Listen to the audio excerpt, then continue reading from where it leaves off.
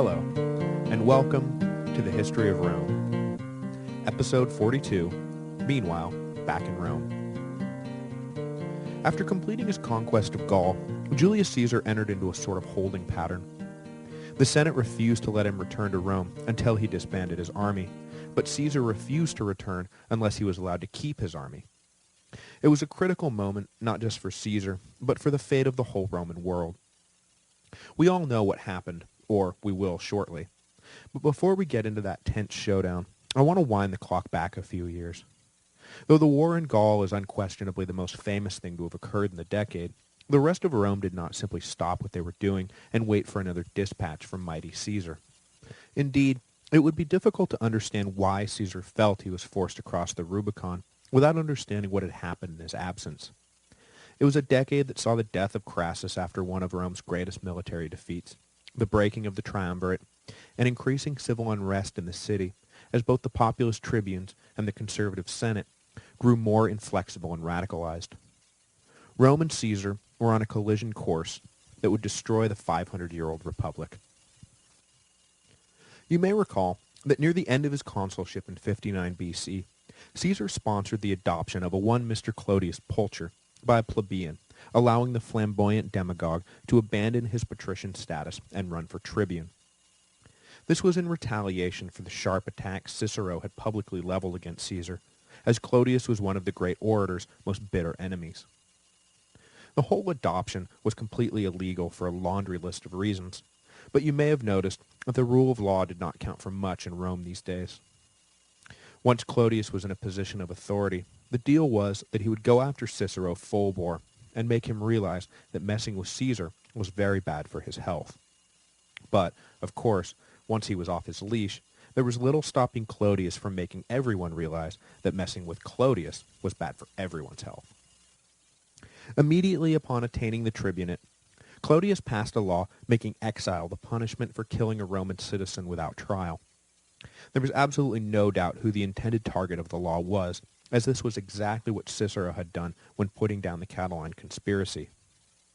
Once the law was passed, Clodius and the growing gang of thugs whom he surrounded himself with drummed up popular support for the banishment of Cicero from Rome. At first, Cicero could scarcely believe that the gambit would work, and turned to his friends in the Senate for support, and specifically to Pompey, to put a stop to the craziness. But the word had gone out that the triumvirate supported Clodius's vendetta against Cicero. Though neither Caesar nor Pompey necessarily supported banishing Cicero, they felt compelled to follow through on what they had set in motion. When Pompey refused to speak on Cicero's behalf, the craziness became reality. In 58 BC, no doubt still reeling in disbelief, Cicero packed up and sailed for Macedonia, unsure if he would ever see Rome again. It was, by his own admission, the lowest moment of his life, and he confessed that during his exile, suicide crossed his mind on more than one occasion. With Cicero out of the way, Clodius next set his sights on Cato. The triumvirate had far fewer misgivings about getting rid of the moralizing teetotaler, and embraced Clodius's scheme to remove the powerful senator from Rome. Clodius, who obviously saw politics through a highly personal lens, hatched a plot to take care of two enemies at once. When he was a young man, Clodius, like Caesar, had been taken hostage by Cilician pirates. The young patrician had demanded that the king of nearby Cyprus pay the ransom, but the king had refused to come to the aid of this demanding young nobody, earning the lifelong enmity of Clodius, who now, suddenly, was somebody. So now, after years of nursing a grudge, Clodius had his revenge. He passed a law stripping Cyprus of its client kingdom status and annexing it officially into the empire. He then nominated Cato as the perfect candidate to govern the new territory, what with his well-known administrative skills and reputation for honesty, etc., etc. Cato was flummoxed. He couldn't say no to the appointment, but did not want to leave the city at this critical hour. It was clear that Rome was being taken over by lawless thugs, who would destroy all that was good and pure about Rome if they were not checked. But like Cicero before him, he could find no one who would help him avoid this de facto banishment. So Cato left Rome, the king of Cyprus was deposed, and Clodius patted himself on the back. This was almost too easy. For his next trick, Clodius introduced Rome to something that, at the time, was highly controversial, hence the need to get rid of Cato and Cicero, but would soon become an undislodgeable cornerstone of public policy, the free grain dole. The overpopulation and underemployment in the city was a source of constant worry and tension for middle and upper-class Romans. With more than 1 million people now crammed on top of one another, everyone was aware that if these people were not fed, the richest, most powerful city of the ancient world would likely be consumed by its own hungry citizens. To this end, it had been policy since the days of the Gracchi to sell grain at a heavily subsidized price, but Clodius decided to take it one step further. He pointed out to the teeming masses that they all lived in, well, the richest, most powerful city in the world, and it was a gross injustice that the nobles lived such splendid lives, enjoying all the luxuries that empire afforded, while they lived in such squalor, barely able to feed themselves. Veterans who had fought to win the empire that now sustained the rich deserved better. Farmers who had been displaced by slaves so the rich could make more money deserved better. Urban citizens who had seen their standard of living deteriorate because of the influx into the city of the former two groups deserved better. They all deserved better. The mobs were eager to buy what Clodius was selling, because Clodius wasn't planning to sell them anything. He was planning to give them stuff for free. And nothing says popular like free stuff. So Clodius was able to push through his free grain allotments, which ultimately served some 200,000 poor citizens of Rome. Augustus would consider repealing the grain dole during his reign, but ultimately decided against it. Once given, it is hard to take away, and it simply wasn't worth the price of feeding the masses to risk revolution. Free grain was here to stay. But despite his efforts to neutralize his enemies, Clodius was not operating in a political vacuum. In 57 BC, after just a single year in exile, good thing he didn't kill himself, a movement began to have Cicero recalled to Rome. The faction was led by Titus Annius Milo, a plebeian agitator who had previously worked in support of Pompey, but who now aligned himself with the conservative Senate against the triumvirate. Milo was, further, personal friends with Cicero. He was elected tribune alongside Clodius in 57 BC and made it a priority to bring his friend home. The rivalry between Clodius and Milo would define Roman street politics for the next few years. Both controlled gangs of former soldiers and gladiators who could be mobilized at a moment's notice to support this or that proposal. Violent clashes and small-scale riots became a frequent feature of Roman life, as the heads of these rival gangs fought physically where once words had been the weapon of choice. The degeneration of discourse from verbal sparring to literal sparring would be the catalyst for Pompey's elevation to a near dictatorship, which we will get to in a moment. Milo, despite Clodius's attempts to physically halt the proceedings, managed to lift the judgment on Cicero, and in the summer of 57 BC, the senator was welcomed back to Italy by an adoring crowd, much to his happy surprise. But his return to Rome was bittersweet. In his absence, Clodius had confiscated Cicero's estates, both in the country and on the Palatine Hill, and had them demolished. While Cicero returned from Greece, Milo had directed workers to begin rebuilding his friend's home, and the construction site became the scene of multiple violent clashes as Clodius sent in his thugs to disrupt the effort. Eventually, the running battles between Clodius and Milo would turn deadly, and one would wind up dead and the other exiled. But before we get to that, we need to turn to Caesar's triumvirate colleagues who, as you'll recall, were preparing themselves to be co-consuls in 55 BC.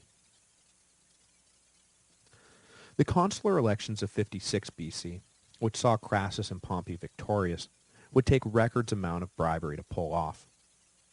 Opposition to the triumvirate, it seemed, was unifying and solidifying, and it was getting more and more difficult for the three men to simply assert their will.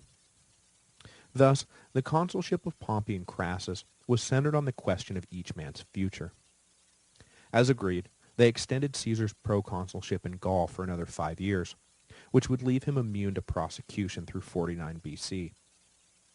This was of the utmost importance, as it would get Caesar through the mandated 10-year waiting period between consulships. Caesar believed that if he could survive until the second consulship, He could do enough in that term to insulate himself from prosecution for the rest of his life. After easing Caesar's troubled mind, they looked out for themselves. Crassus would be assigned to the governorship of Syria for a period of 5 years, and Pompey would be given Spain for the same length of time. The two men saw their eventual proconsulships from entirely different perspectives. Pompey, for his part, made sure that he would be allowed to rule his province without actually having to go there. He was getting up there in years and had already fought his way to the ends of the known world and come home triumphant. He was fast losing interest in the world of war and politics. All he wanted to do now was retire in Rome with his young bride Julia. The governorship of Spain was meant to leave him with a steady income, not to afford any opportunities for further glory. He was, after all, Pompey the Great. What more did he have left to prove? Crassus, on the other hand, though he was even older than Pompey, still dreamed of a triumph, something that would fill the gaping hole in his record. His youthful exploits at the Battle of the Colline Gate had long been forgotten, and his victory over Spartacus had come almost 20 years before. When people thought of Pompey, they thought of his great military victories. When they thought of Crassus, they thought of the fact that they had to pay him rent every month. Great monuments are built for the former, not so much the latter.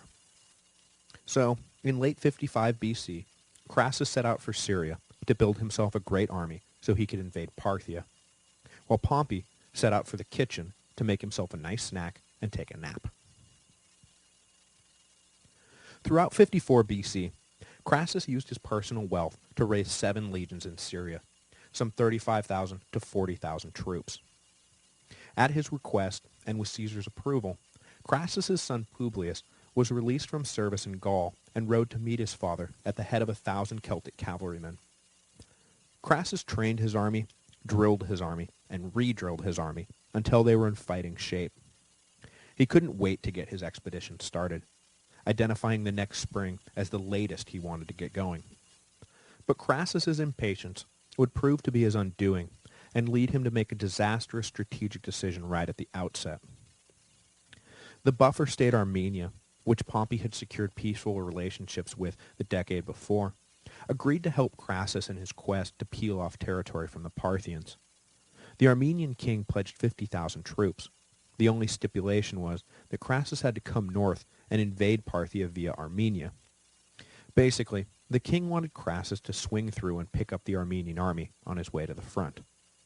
But Crassus refused to delay, and after crossing the Euphrates River and finding himself welcomed by the Hellenized natives, decided he was better off making immediately for bigger fish, rather than going back to get the Armenians. But the natives Crassus initially encountered were not so much friendly as they were treacherous. A local chieftain told Crassus that the Parthians were scattered and afraid of the invading Romans. But the chieftain was a Parthian plant, and when he agreed to show Crassus the best route to the great Parthian cities, it was not hard to imagine what happened next. In actuality, the Parthians were not scattered and afraid. They were concentrated and confident. The Parthian army headed for Armenia to punish the conspiring Armenian king, while their plant in the Roman army was ordered to lead Crassus around the desert aimlessly. Just to make sure that the Romans did not link up with the Armenians, 10,000 Parthian cavalry were sent south to further harass the legions. But it would turn out that the attempt to delay Crassus would prove to be far more successful than anyone could have dreamed. The 10,000 cavalry was about to crush Crassus's army of some 40,000. After being led away from the Euphrates, the Roman army marched day after day through the sweltering desert heat. Morale was low, and the troops grumbled that Crassus had no idea what he was doing, no idea where he was going, and that he was going to get them all killed. On all 3 fronts, they were exactly correct. At Carrhae, near the modern border of Syria and Turkey, the Parthian cavalry appeared on the horizon. Ignoring advice from his officers about where to fight, when to fight, and how to fight, Crassus ordered his exhausted troops to form into a giant square, with cavalry protecting each wing. At first, the Romans, despite their misgivings about Crassus, were fairly confident. It was, after all, only 10,000 Parthians. But of those, 9,000 were highly mobile and highly accurate archers, while the other 1,000 were heavily armored troops called cataphracts. The Parthian light cavalry opened up the attack. They would charge the Romans at full speed, firing arrows the whole time. Then, as soon as they got near the line, they would wheel around and speed off, continuing to fire arrows over their shoulder as they went. And this last maneuver was called a Parthian shot, or, as we know it today, a parting shot.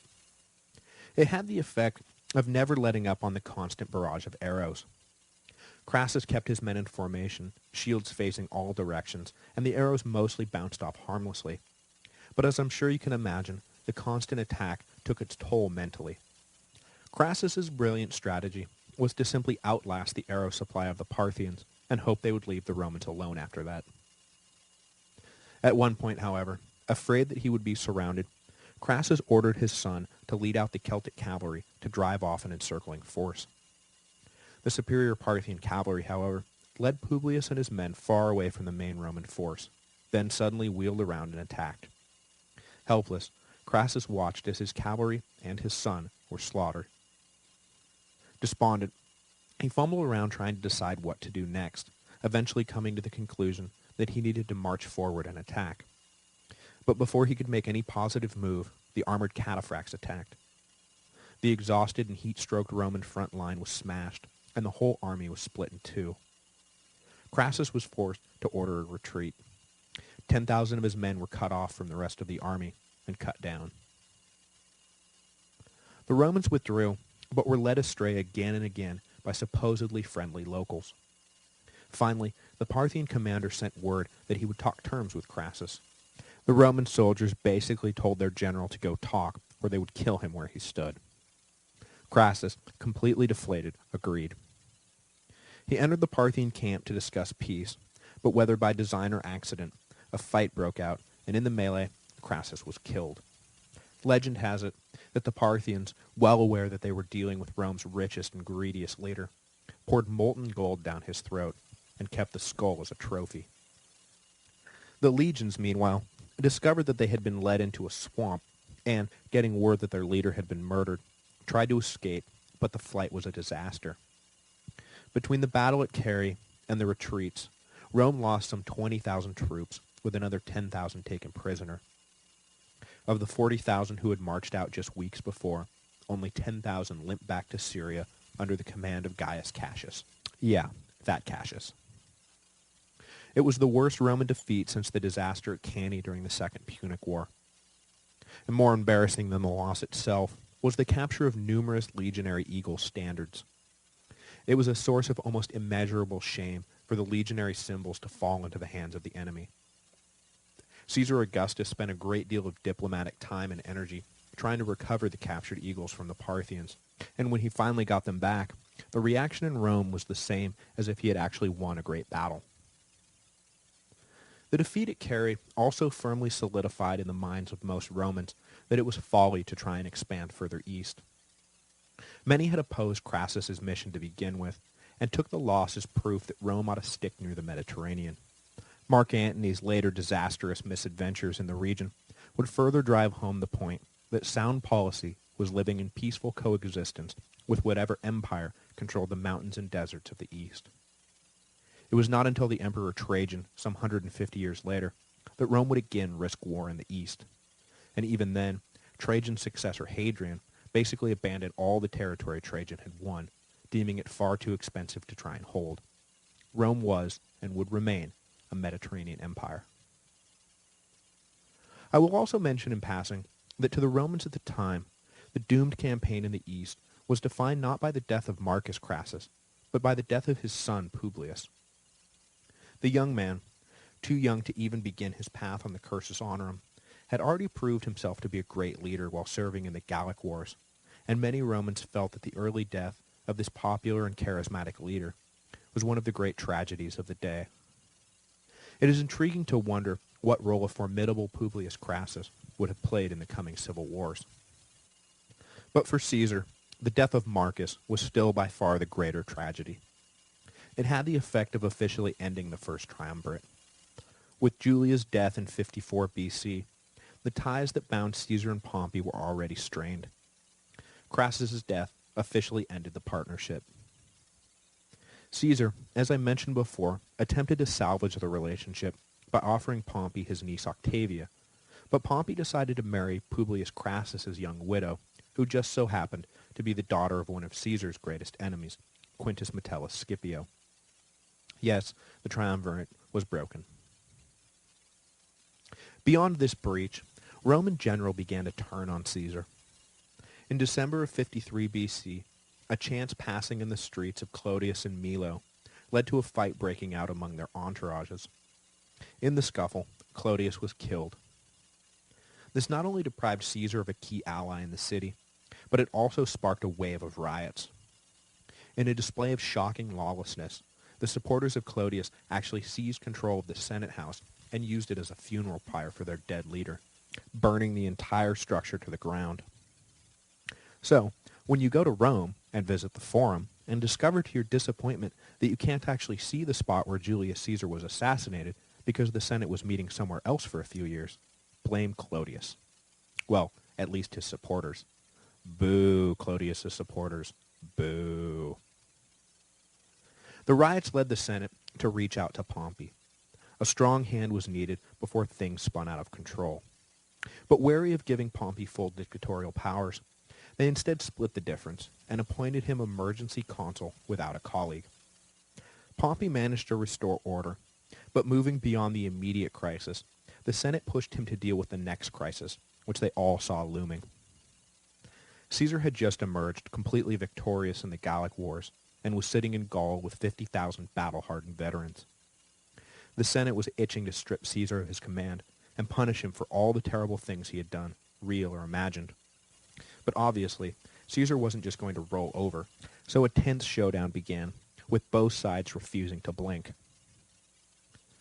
Pompey pushed the envelope first, by passing a law allowing for retroactive prosecution for bribery, putting the Senate on firm legal footing to go after Caesar when he returned to Rome. Next, the Senate demanded that Caesar stand down his legions, now that, by his own admission, the war in Gaul was won. Caesar countered this by saying that that was fine as long as he was allowed to stand for consular election in absentia. Pompey responded by answering that no, he would not be granted any such concession, and further, he would not be allowed to stand for election at all unless his army was disbanded. Caesar said that that was fine, he would give up his army as soon as Pompey gave up his. But as Pompey's army was slowly but surely transforming into the army of the Republic, the Senate refused to let Pompey agree to these terms. They demanded Caesar disband his army, or he would be declared an enemy of the state. Here, then, was the final break.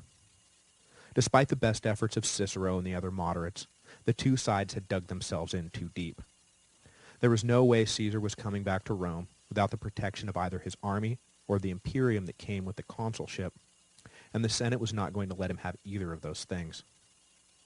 Over the winter of 50 BC, Caesar considered his options.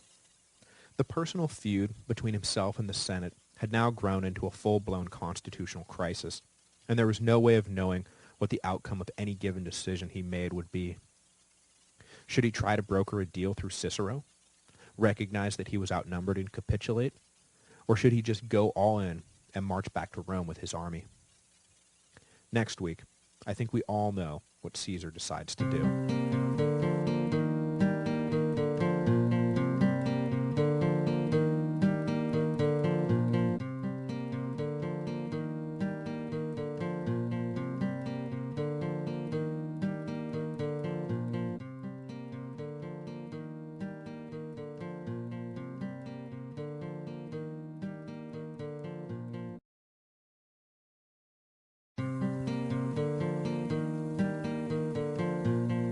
Hello, and welcome to the History of Rome. Episode 43, insert well-known idiom here. Since we began the history of Rome some 50-odd episodes ago, I've covered some pretty obscure stuff. Things that have long been forgotten by all but professional scholars and a few amateur enthusiasts. Indeed, I was drawn to the idea of producing this podcast specifically to shed light on some of these oft-ignored stories. The next few episodes will be a bit different, though.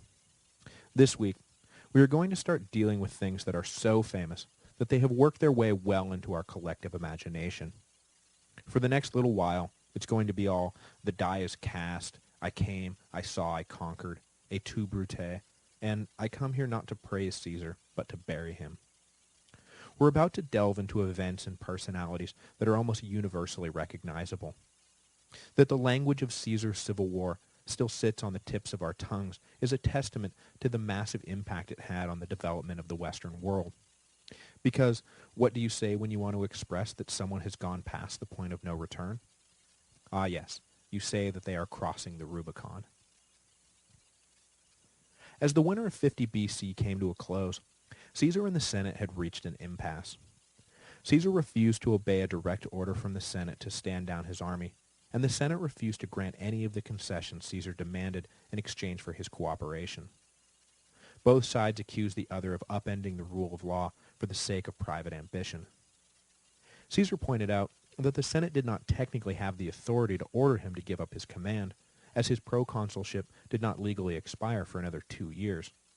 The Senate replied that technically, Caesar's entire career was one blatant act of criminality after another, and he ought not go around touting legal technicalities as a defense.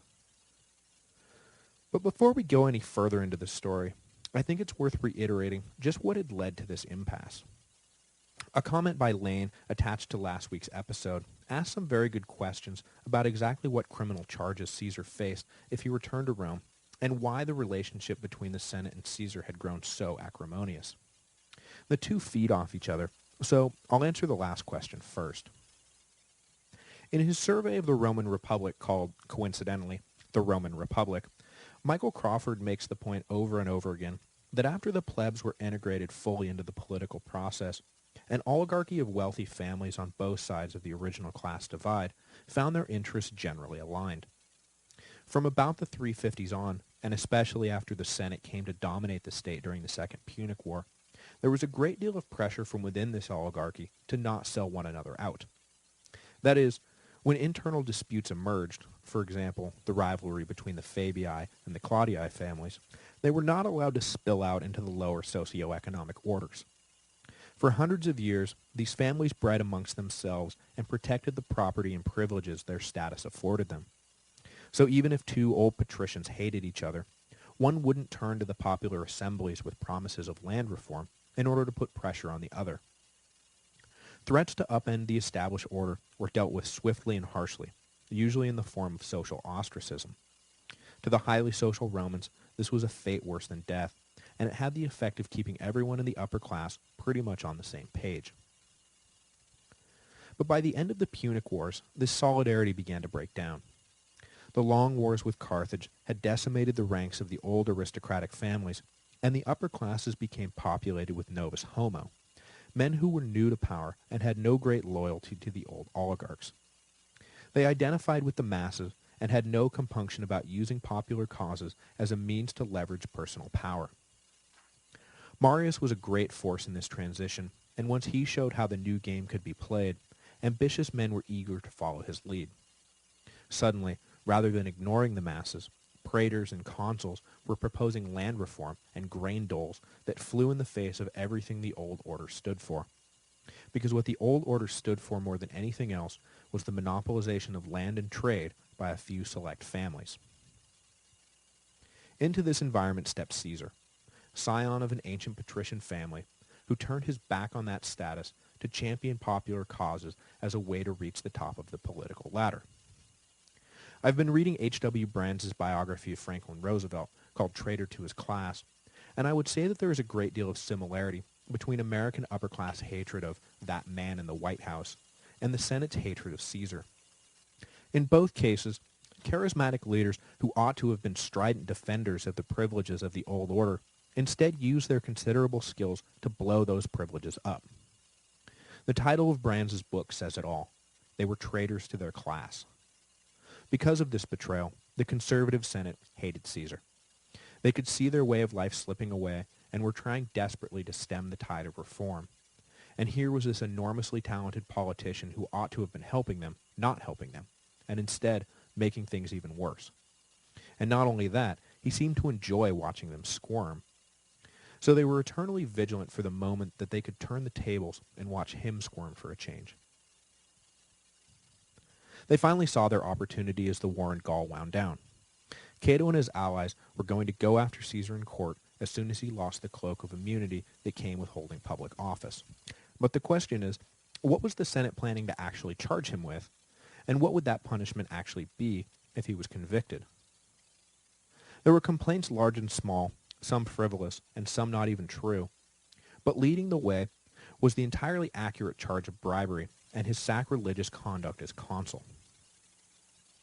Now, bribery was pretty common practice at the time, so the further question is, why was Caesar being singled out? The answer is that bribery was tolerated as long as everyone involved exercised a little discretion. But bribery turned from accepted under-the-table practice to scandal when it came out into the open, and Caesar didn't even bother to hide what he was doing. He would brag about not having to worry about this or that because he had paid off a tribune or an influential senator. It made everyone crazy. No one had clean hands, except for maybe stodgy old Cato, but Caesar was making a mockery of their gentlemanly agreements. This break in social custom, coupled with the amounts and extent of his bribery, was what made people want to teach him a lesson. Was it selective prosecution? Definitely. Did the Senate care about the hypocrisy of it all? Not even a little bit. Caesar's brazen public purchase of the electoral system threatened to unmask the democratic facade the oligarchs had built around the republic. They had to do something. Aside from the bribery issue, was the little matter of the entire second half of Caesar's consulship. You'll recall that Bibulus had devised a clever scheme to stop Caesar's reforms by declaring every remaining day of their shared consulship a holy day, and thus closed to public business. You'll also recall that Caesar's reaction to this was to ignore the decree completely. His attitude was to get done what he wanted to get done and worry about the consequences later. Well, now was later, and no one had forgotten what he had done. By ignoring the holy days, Caesar had committed acts that were not just illegal, they were sacrilegious. To the highly religious Romans, Caesar's blasphemy could not go unpunished, or it would invite the wrath of the gods on the entire empire. So there Caesar is in Gaul, hated by a pretty good chunk of the political elite, who are going to prosecute him for things that no one could possibly argue he did not do. All he could hope for was leniency, but that hated thing seemed to preclude any chance of that. So what's the worst he could expect if he was brought up on charges and found guilty? I've looked all over, and I can't find any mention of execution being considered, and I don't think that even Caesar thought it would come to that. The worst he probably expected was banishment, or fines that would send him to the poorhouse. But the worst was not the thing that kept Caesar up at night. The thing that kept him up at night was the fairly banal fact that if he was tried and convicted, he would be politically marginalized. He had dedicated his life to becoming a man of influence, a man of power, the first man in Rome, and a criminal conviction would erase all that. In essence, Caesar plunged Rome into chaos, violence, and civil war because he was afraid of losing his status. As much as there is to admire about Caesar, and there is much to admire, we should not forget that he was an enormously selfish man who killed tens of thousands of his fellow citizens because he did not want to retire to a life of obscurity. And there is nothing much to admire about that. So it is in this light that we should see Caesar's final reply to the Senate's order in the winter of 50 BC to stand down his army. He told them he could not comply, and that if they forced the issue, he would defend his honor by any means necessary. The Senate, even the moderates, were incensed by these fighting words and felt compelled to follow through on their threats. Caesar was declared an enemy of the state. In the Senate House that day were a number of Caesar's supporters who argued loudly that this was unjust and beyond the pale. When the majority moved to expel Caesar's allies, one in particular raised a tremendous commotion. He had been elected tribune for that year, and when the guards came to remove him and his promised veto, he shouted that he was sacrosanct and that to lay hands on him was to invite the wrath of the gods. But the senators had heard enough and pitched the troublemaker out onto the street. The tribune dusted himself off and immediately headed north to Caesar's camp. Upon arrival, Caesar displayed the tribune's bruises to his assembled troops as proof of the Senate's evil ways. "I fight to defend the people of Rome," he said, while the Senate viciously attacks their representatives. Now, of course, the aggrieved tribune in question, a one Mr. Marcus Antonius, better known as Mark Antony, was no great friend of the people, and never had been. He had been born into a wealthy plebeian family, and cared very little for much of anything at all beyond his own base pleasures. He loved wine, women, and gambling, and had spent his youth endlessly carousing the streets of Rome with his friends, causing trouble and running up massive debts. He seemed destined to spend his life as a no-account, spoiled little rich boy, but as it turned out, he was called to Syria to serve in the cavalry and immediately distinguished himself as one of the finest officers in the legions.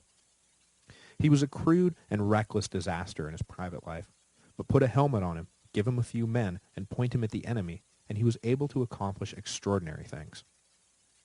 His mother was first cousins with Caesar, and in 54 BC, the young officer was attached to the great general's staff in Gaul. Though he was almost 20 years Caesar's junior, the two struck up an immediate friendship. In Antony, Caesar seems to have found not just another accomplice or temporary ally or partner, but in fact a true friend. Antony would spend the next 10 years as Caesar's most trusted commander and a dogged defender of his interests wherever Caesar sent him, for example, to Rome to serve as tribune in 50 BC. Today, he showed off his bruises and stirred the troops up into an anti-senatorial frenzy. He knew his role, and he played it well.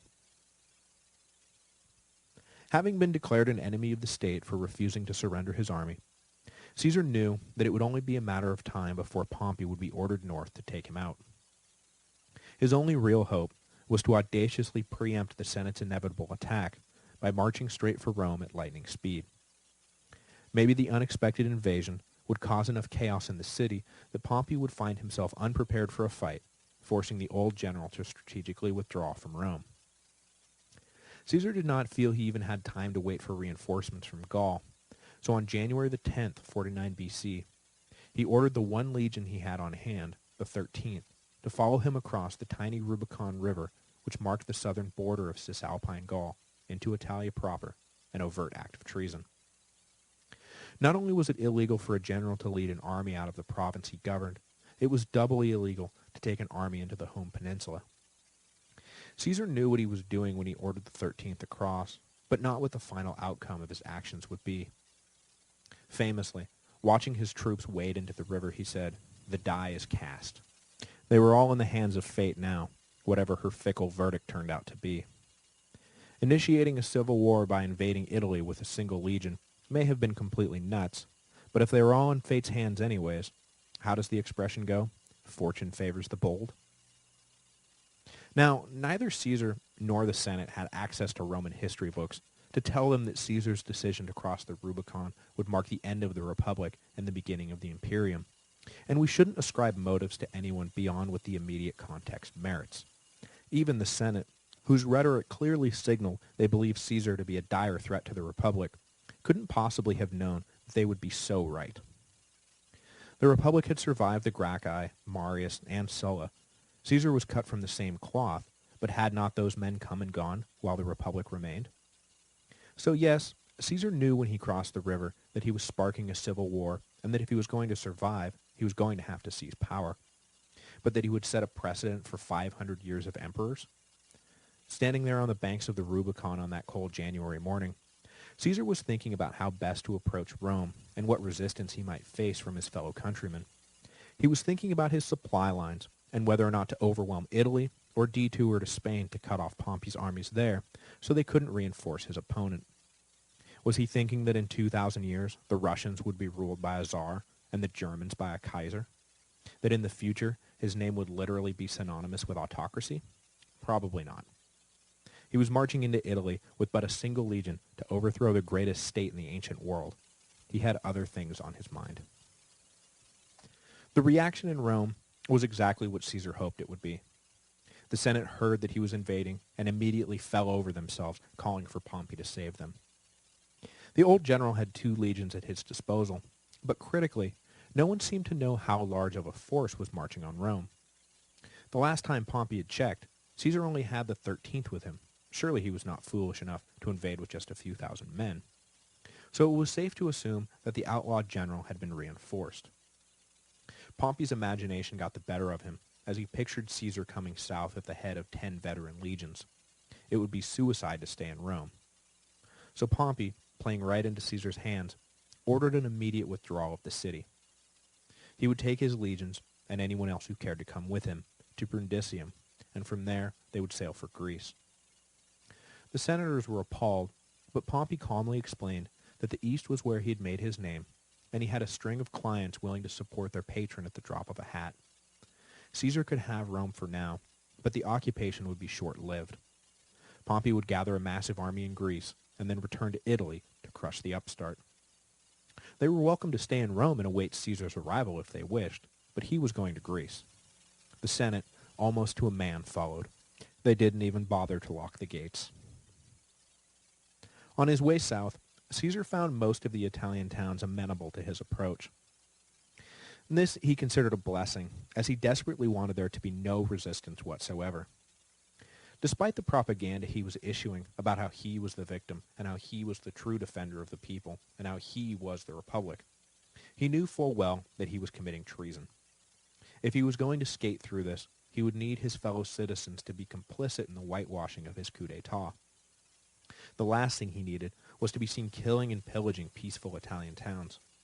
At one point, though, a city garrisoned by a conservative general did attempt to hold out, but Caesar managed to convince him to surrender without spilling blood. When the general and his captains emerged from behind the walls, they fully expected to be executed, but Caesar released them, going so far as to tell them that they could go join up with Pompey and continue to fight him if that's what they thought was best. Everyone was shocked by this display of leniency. Caesar didn't even make them promise not to oppose him in the future. But Caesar knew exactly what he was doing. He was weaving a spell of legitimacy around himself, and the spell would only work if he didn't give anyone an excuse to point out that he was engaged in criminal conquest. There could be no martyrs. He was the friend of everyone, even his enemies. It drove both his friends and enemies crazy, but the people caught in the middle would remain on the sidelines as long as Caesar did nothing to provoke them. With Pompey headed south with a head start, Caesar's main motivation at this point was not to make straight for Rome, but rather to march for Brundisium as fast as possible and try to cut off access to the port city. If he could keep Pompey from reaching Greece, he might be able to force a resolution to the conflict before the end of the year. As the two armies raced for Brundisium, envoys from both camps traveled back and forth, exchanging proposals and counter-proposals to secure a peace before things got out of hand. More than anything, Caesar wanted to meet privately with Pompey. If the two of them could get together alone, he was sure they could hash out a peace. But the Senate was adamant that Pompey not agree to the terms. They were certain that dynamic Caesar would convince old Pompey to sell out the Senate and renew their previous alliance. All attempts at talk were foiled. Despite Caesar's double-time pace, Pompey reached Brundisium first and fortified the city. Caesar arrived not long after and laid siege, including an attempt to blockade the port, but his efforts failed, and ships from Greece were able to spirit Pompey and the Senate away. Caesar was now in control of Italy, but it was a hollow victory. The entire Republican governing apparatus had fled the peninsula. Even with his mastery of propaganda, it would be hard for Caesar to convince anyone that his control of Italy was legitimate. But there was no time to worry about that now. He wheeled around and headed to Rome, marching into the city in April of 49 BC. It was awkward marching his army into the unprotected city. There was no resistance, but there was also no support. He called a meeting of the Senate to plead his case, but it was a sparsely attended affair, and those who remained in the city were all B-list nobodies anyway. Everyone that mattered was already gone. He received a much more enthusiastic welcome when he addressed the popular assemblies, promising them cash and grain under his administration, but they immediately turned on him when he looted the public treasury to help pay his soldiers. To make matters worse, a stubborn tribune had made a point of physically standing between Caesar and the treasury doors. After making such a big deal about the treatment of Mark Antony, Caesar's hypocrisy was in full display as he threatened to kill the obstinate tribune if he did not clear a path.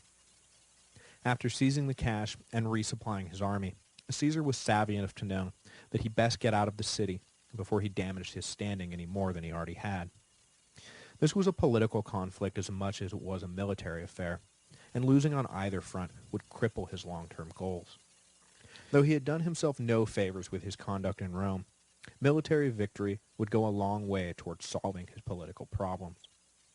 So leaving Mark Antony in charge of the city, Caesar led his legions out the gate. Caesar decided to put off chasing after Pompey for now, and instead resolved to neutralize any support that may come in from Spain. In an amazing 27 days, Caesar marched his legions from Rome to Spain, picking up additional forces in Gaul along the way. He entered Hispania with some 30,000 troops, intent on taking the Spanish legions out of the fight before Pompey could figure out how to put them to good use. He had expected to meet limited resistance from Pompey's 5 leaderless legions, but the commanders left in charge had no intention of rolling over for Caesar. When the two forces met in battle briefly for an initial skirmish, the Pompeian legions showed surprising resiliency in the field, throwing back Caesar's men, who had grown accustomed to easy victory. But success in the field would not be enough. The local Spanish tribes concluded that if they helped Caesar win control of the empire, he may repay the favor by easing the burden of servitude imposed by Rome. The Pompeian forces soon found themselves bottled up without access to allies or supplies. To prevent any escape, Caesar camped his army practically on top of the enemy, and soon soldiers from both sides began to slip back and forth between the opposing camps to drink and commiserate over what a miserable lot they had all drawn. Fighting fellow Romans is not why any of them had joined up. In particular, the foot soldiers in the Pompeian legions were jealous of Caesar's men, who had grown rich, being led by the great general, while they wasted away supporting a pack of rich old men who didn't care about them anyway. It didn't help when the Pompeian commanders cracked down hard on the intermingling, while Caesar turned a blind eye to the enemy soldiers drinking in his own camp. Soon enough, though, the commanders, out of food and supplies, joined in their soldiers' dissatisfaction. They weren't going to starve to death defending the honor of a bunch of senators. They surrendered, and when Caesar disbanded the defeated legions, the vast majority of them turned right around and signed up to fight for the man who had just defeated them. Stronger than ever, Caesar marched back to Italy. When he arrived in Rome this time, in December of 49 BC, things went quite a bit better. Allies had managed to formalize an appointment to the office of dictator, giving Caesar legal powers he had not had previously. But unlike Marius and Sulla, who had used their powers to murder their enemies, Caesar showed amazing restraint, turning his attention away from revenge and toward the grain supply problems and economic meltdowns that had been caused by the Civil War. Quickly reorganizing the logistics and finances of the state, Caesar then resigned his dictatorship, declaring his intention to serve merely as a consul, which, he reminded everyone, was all he wanted anyway. The citizens of Rome were amazed, and it did much to repair the damage he had done in his first tour through the city. But he would not be staying in Rome for long. Now a consul, with at least a claim to legitimacy, Caesar headed to Brundisium with 7 legions. Pompey had spent the year gathering a massive international army, and it was a sure bet that come the spring they would be pouring back across the Adriatic. Most troubling for Caesar, who knew that his best shot lay in taking the fight to Pompey in Greece, was the fact that Pompey had some 600 ships patrolling the Adriatic, an impossible blockade if Caesar played it by the book, which clearly stated that he had to wait for spring, and that no one sailed the whole army across the Adriatic in winter. So Caesar threw the book out and ordered an unprecedented January crossing. If not for their fanatical loyalty, Caesar may have been faced with a full-blown mutiny, but instead his soldiers jumped into the crazy plan with relish. Even crazier, Caesar only had enough ships for about half his troops. He would have to send one convoy across, hope it could run the blockade, survive the dangerous seas, and hold a beachhead totally outnumbered in enemy territory. The odds of making it across unscathed one time were long, but Caesar then planned to do it all again a second time to bring over the rest of his troops. Fortune had better favor the bold. Pompey's fleet, ironically led by Caesar's old consular rival Bibulus, was totally unprepared for the January crossing, and Caesar led the first wave across intact and unchallenged. Enraged and embarrassed, however, Bibulus was well prepared for the second wave and prevented them from crossing. Caesar's old nemesis died not long after, and it was remarked that he had exerted himself so much in the wintry seas that he had literally worked himself to death. But he had left Caesar with half an army on the far side of the Adriatic, a fine parting gift from a man who had for so long been a thorn in Caesar's side. We'll leave Caesar there for now, camped in Epirus with half an army, surrounded by enemies. However, as next weekend contains both my own birthday and the soon-to-be Mrs. History of Rome's birthday, it'll be an extra week before we get to the final confrontation with Pompey at Pharsalus. The History of Rome will be back in 2 weeks for Caesar's final victory over the Senate and his return to Rome as the sole master of the greatest empire in the world.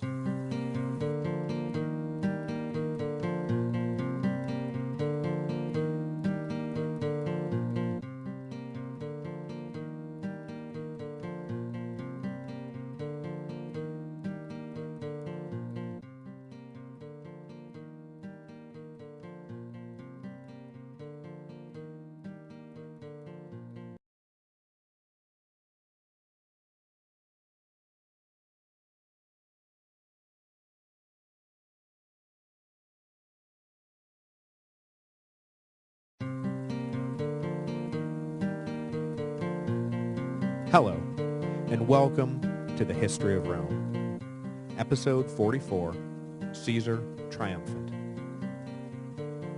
Last time, we left Caesar in a somewhat precarious position. Sorry about that, Caesar.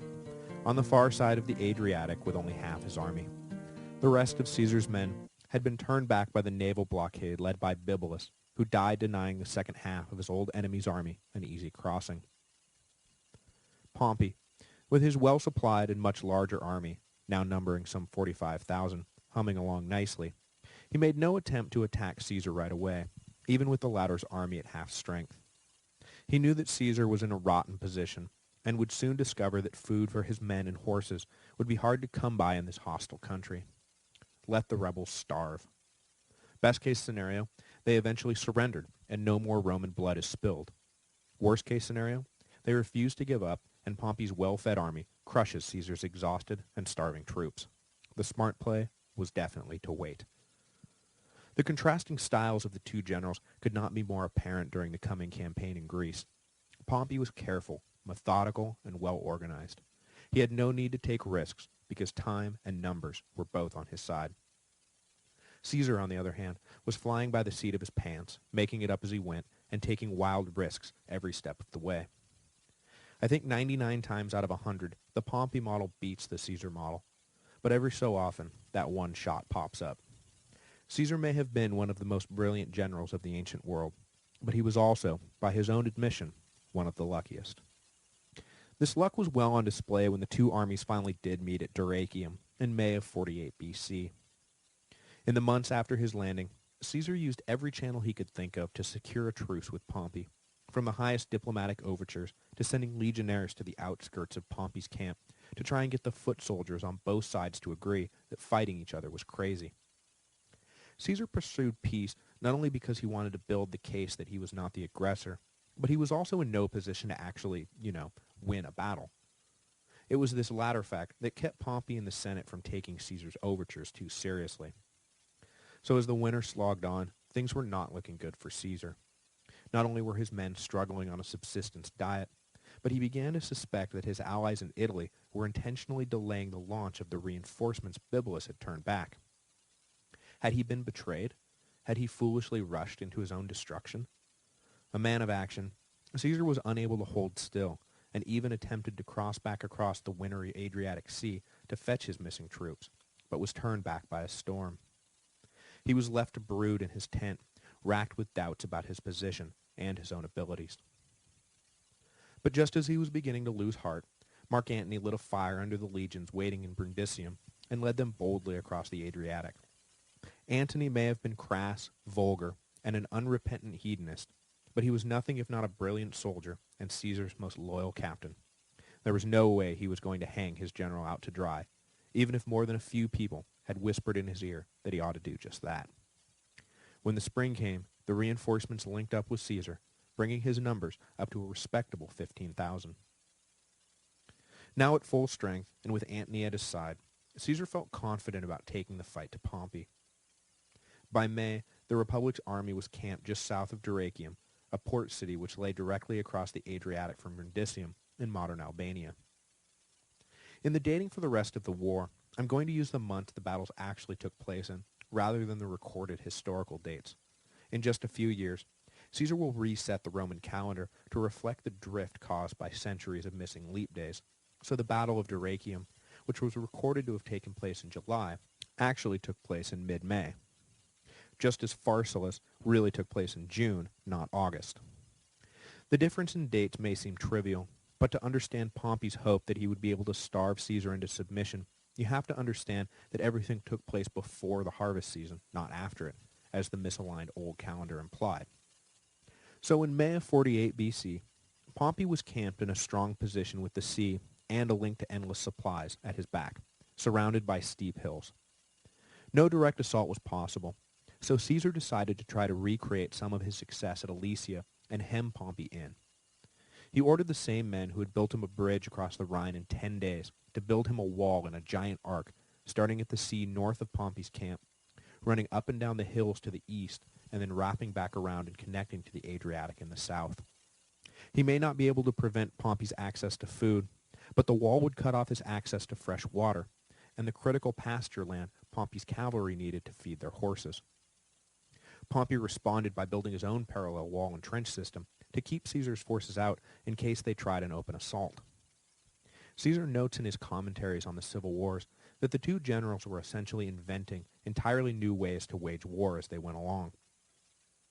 The ensuing weeks of siege and skirmishes fought in the no-man's land between the two walls has often been compared to the modern trench warfare of World War I rather than a classical era infantry battle.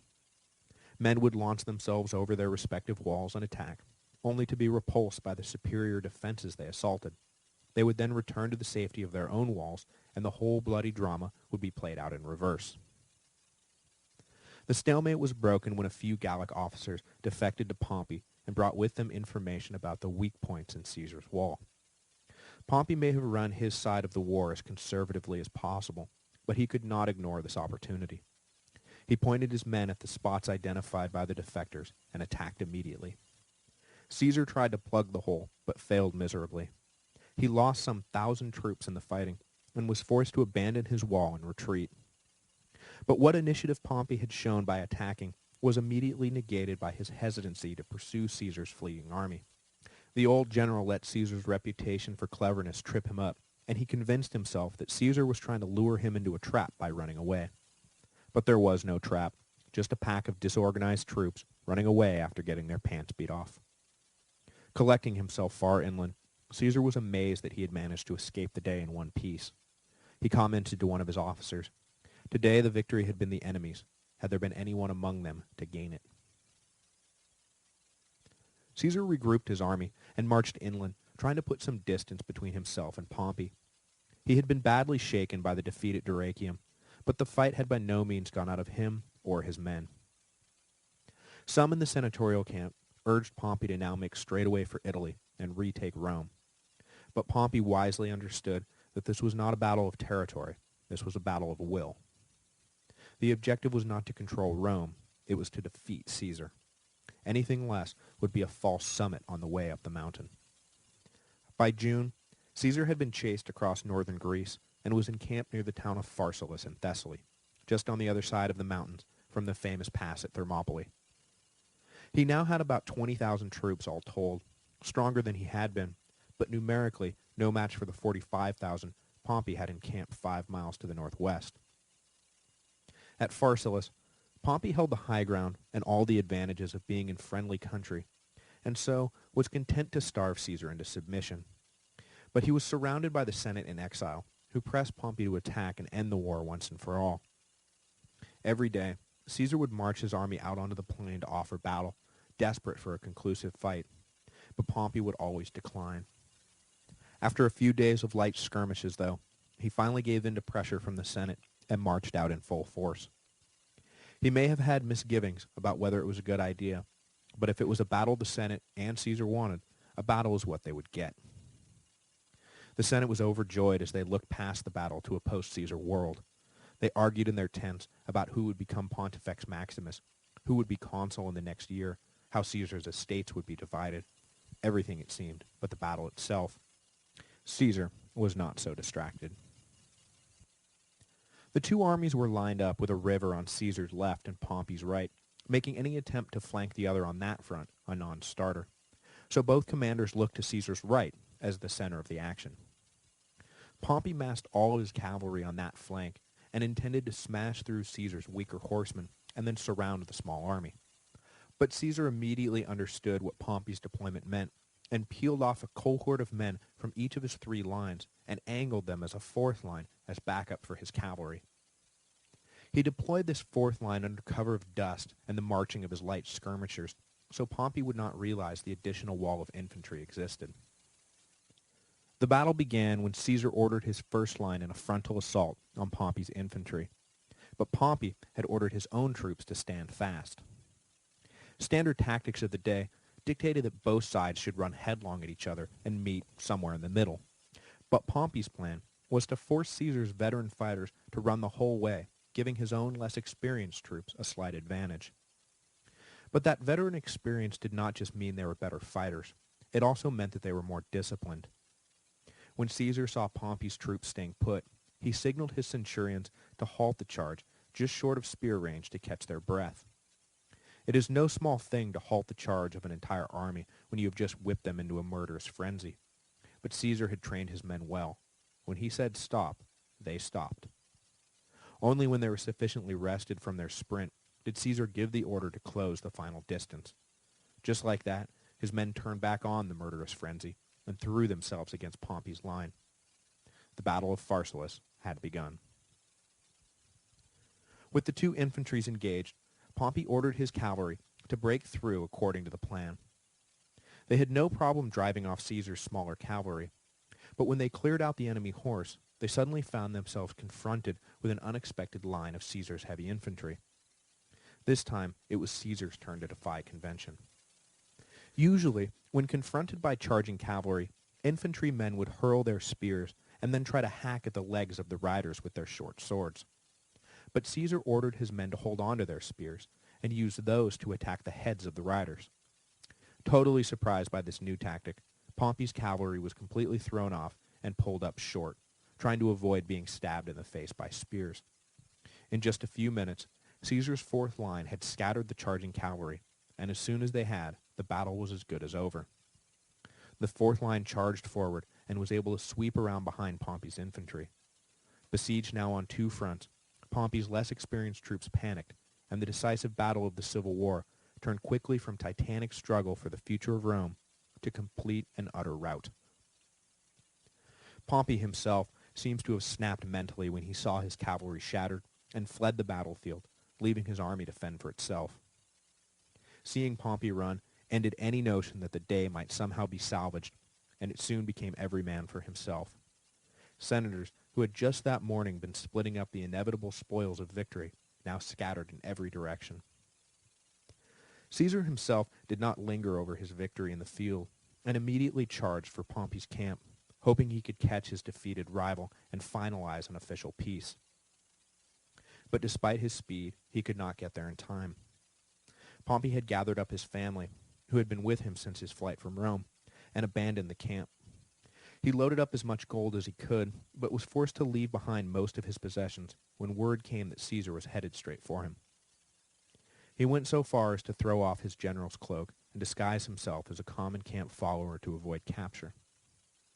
Pompey Magnus, who had fought his whole career for honor and glory, was reduced by defeat to a pathetic shadow of his former self, abandoning his troops and running for his life. But maybe that's too harsh. It was not for nothing that Pompey fled for Egypt, and not for nothing that he made sure he took with him as much gold as he could. The Senate had an ally in King Juba of Numidia, and Pompey's plan was likely to gather another army in North Africa, where allies of Caesar had just been defeated in that subtheater of the greater civil war. But it was not to be. Court ministers in Alexandria, the capital of Egypt, learned that Pompey was headed their way and resolved to curry favor with Caesar by assassinating his enemy. When Pompey arrived at the Egyptian coast, he was greeted by a small skiff that was to take him to shore. But as soon as he was on board and separated from his bodyguards, the Egyptian welcoming party attacked. They stabbed Pompey repeatedly, murdering him there on the shores of Egypt, the second triumvir, to meet a violent end after a life spent chasing greatness. When Caesar heard the news, he was enraged. The conspiring ministers in Alexandria could not have been more wrong about what Caesar wanted, and their clever plan totally backfired. Rather than making a friend in Caesar, they had just cemented him as a furious enemy. See, Caesar's whole posture had always been one of the magnanimous victor, the generous statesman who was forever pardoning his enemies. After the Battle of Pharsalus, a whole contingent of senators decided that running in order to keep up the fight was pointless and supplicated themselves before Caesar, expecting the worst but hoping for the best.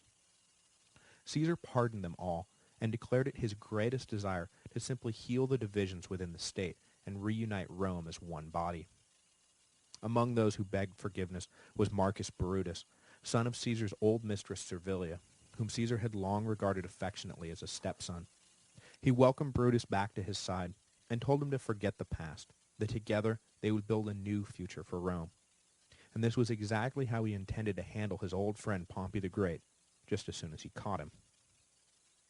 So you can imagine Caesar's reaction when he landed in Alexandria in the autumn of 48 BC, hot on Pompey's heels, and instead of receiving information about which direction his rival had gone, he was instead presented with Pompey's head. The assassination denied Caesar his planned public relations coup de grace of pardoning Pompey and asking that he serve beside him, as together they repaired Rome and made the empire even greater than it had been before the Civil War. When he saw the head, he wept bitter tears, and to everyone's shock, ordered that it be buried with full honors. The ashes of Pompey's body were handed over to his grieving widow, who was allowed to return to Rome and perform the funeral rites becoming of a great hero. When Caesar was done mourning his old partner and one-time son-in-law, he turned to the ministers who had engineered the assassination. They were in big trouble. Alexandria had been founded in 334 BC by Alexander the Great, and since that time it had grown to become one of the most important cities of the ancient world, nearly as wealthy and populous as Rome itself. When Alexander died, his domains had been divided up by his former captains, with Egypt going to the general Ptolemy, and since then, the Ptolemaic dynasty had ruled the Nile from the growing cosmopolitan capital of Alexandria. The Greek-speaking Ptolemies made no effort to integrate with the locals and rarely left the safety of their palaces. But with the death of Ptolemy XII in 51 BC, the ruling dynasty was fractured. The dead king had decreed that his son and daughter ought to be co-rulers in the Egyptian tradition. But the same court ministers who would later assassinate Pompey had decided that the 10-year-old Ptolemy XIII would be far easier to control than his 18-year-old sister Cleopatra, and so worked diligently to marginalize her power. But Cleopatra was savvy, and, seeing that she was the target of palace intrigue, did something totally radical. She turned to the local Egyptians for support. She became the first of the Ptolemies to learn Egyptian and often took part in the local religious festivals in her role as queen. By ingratiating herself with the locals, the queen became even more dangerous to the ministers controlling her brother, and so, by the time Caesar arrived in Egypt, a full-blown civil war was underway, with Cleopatra exiled from the capital, leading an army of local Egyptians. But at that time in Egypt, support from the locals did not count for nearly as much as support from the Greeks in Alexandria, so her position was dicey at best. And this is why it had been such a huge mistake by the conspiring ministers to kill Pompey. It caused Caesar, in his disgust, to turn away from the young king they controlled and look for other allies in Egypt to support. Cleopatra fit the bill perfectly. So, rather than return to Rome and begin consolidating his power there, Caesar announced his intention to stay in Alexandria and settle the civil war. But placing an ally on the throne was not Caesar's only reason for staying in Egypt. His endless campaigning was expensive, and he needed money. With the rise of Rome, the Ptolemies maintained the independence of Egypt by issuing massive bribes to influential Romans, which in time included Crassus, Pompey, and Caesar. Caesar reminded young Ptolemy XIII that the last round of payments promised by his father had in no way been forgotten just because the old king had died. Ptolemy's ministers did everything they could to try to convince Caesar to leave, promising payments as soon as he was back in Rome, but Caesar would have none of it. He was more than content to wait for payment, and in the meantime, he could help them solve their little civil war. I'll bet they were thrilled. He called for Cleopatra to return to the royal palace to help sort out the conflict. But knowing that if she were to simply appear at the gates, it was likely that her brother's allies would have her killed before she could make it to the relative safety of Caesar's company. So she famously hid in what amounted to a laundry bag and had a loyal slave smuggle her into the palace. Caesar was immediately taken by the cunning young queen after she slipped through danger in such dramatic fashion. Declaring only to be executing the will of the dead Ptolemy XII, Caesar re-elevated Cleopatra to co-ruler, and not long after, the 21-year-old queen, for reasons of either politics or affection, became Caesar's mistress. The powers behind Ptolemy XIII, however, were not going to take this lying down, and concluded that they were going to have to expel the Romans by force. Caesar had brought with him to Alexandria only a single understaffed legion of some 4,000 infantry and around 800 cavalry. Reinforcements were on the way, but they were weeks out. So if the ministers were planning to drive Caesar away, they knew they needed to do it before the rest of his army arrived. So they whipped the local Alexandrians into a frenzy, declaring that Caesar was planning to make Egypt a province, depriving them all of the liberty and wealth to which they had grown accustomed. Nearly the whole city rose up in revolt and besieged the royal palace, which was held by Caesar and his men. What followed was weeks of bitter street fighting, as Caesar was forced to try and conquer and hold the neighborhoods around the palace, house by house, block by block. Nothing in their long careers prepared the Romans for the rigors of urban warfare. The cavalry was useless, and traditional troop deployments were unworkable. Their only advantage was that they were tougher and more disciplined soldiers than their opponents, and were able to withstand barrages from the locals as they moved to eradicate pockets of resistance. Eventually the Romans leveled whole blocks to create a no-man's land the Alexandrians would be suicidal to try and cross. The ticking clock was at the forefront of the Alexandrians' mind. While Caesar needed only to hold out until reinforcements arrived, the Alexandrians needed to win before the reinforcements arrived. But no matter how hard they tried, they couldn't break the Roman resistance. Caesar was able to maintain access to supplies by winning a naval battle in the harbor, but suffered casualties he could not afford in an ultimately successful but brutal assault on Pharos Island, home to one of the 7 wonders of the ancient world, the Great Lighthouse of Alexandria. Finally, though, in January of 47 BC, word came that the Roman reinforcements had completed their overland march and were now on the outskirts of Egypt. Caesar slipped his besieged men out of the palace under cover of night, and along with a contingent of Cleopatra's Egyptian army, joined with the newly arrived legions to form an army of some 20,000. This combined force assaulted the base of young Ptolemy's army, which numbered around 20,000 itself. Used to fighting severely outnumbered, facing an army merely equal in size was a rare treat for Caesar's legions. The Battle of the Nile was easily won by the Romans. Ptolemy XIII drowned when the ship he was escaping on capsized, and Cleopatra was placed back on the throne. Caesar, though, never had any real intention of annexing Egypt. The wealth of Alexandria, combined with its now thoroughly anti-Roman citizenry, would prove a fertile center of rebellion no matter how loyal a governor Caesar installed. Better to leave it as a client kingdom, with Cleopatra in charge. The queen understood that she owed her position to Caesar, and Caesar alone. So he knew she might be the one person on earth he could trust not to rebel the first chance she got. But official province or not, Egypt was now firmly under Roman control. The Hellenistic dynasty of the Ptolemies that had ruled since Alexander the Great was, for all intents and purposes, broken. Rome's full encirclement of the Mediterranean was nearly complete.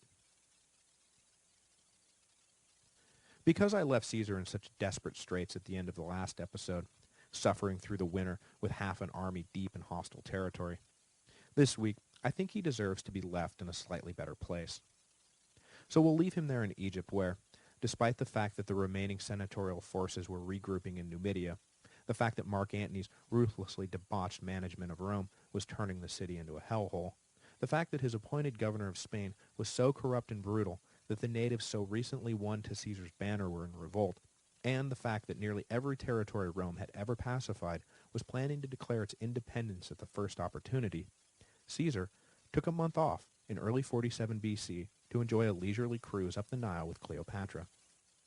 Next week, Caesar will go back to the exhausting business of consolidating power over the Roman Empire. But for now, let's leave him be. I think he's earned a vacation.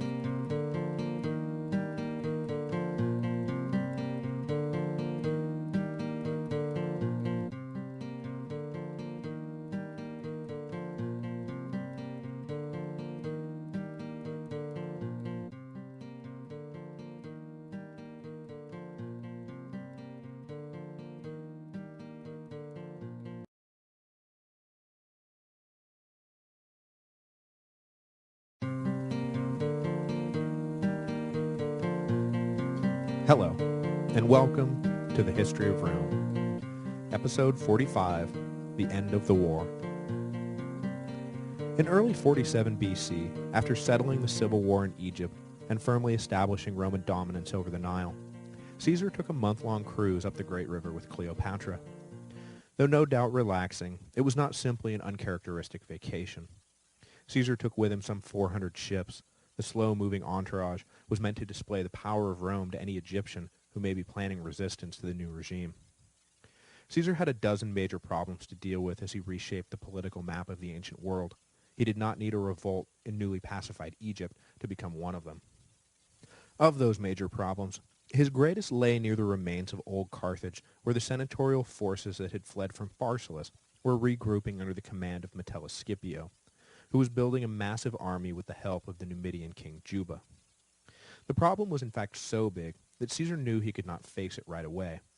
His men were exhausted, the cash supply was running dangerously low, and the entire eastern half of the empire seemed ready to revolt at a moment's notice. Plus, between the Battle of Pharsalus and the war in Alexandria, he had basically lost contact with Rome itself.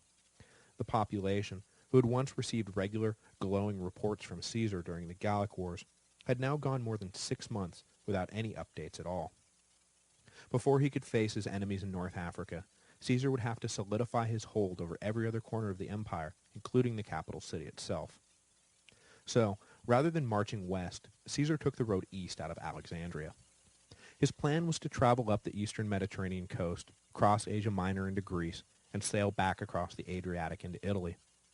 Along the way, he would collect money, allies, soldiers, and support, and he would eliminate anyone who opposed him.